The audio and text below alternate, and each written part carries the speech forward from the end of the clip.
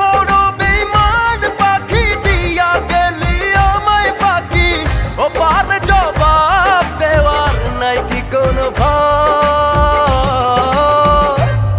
যদি মন ভাঙা আর মসজিদ ভাঙা সমান হয়, তবে আখেরাতে বিচার হবে ক্ষমা নয়।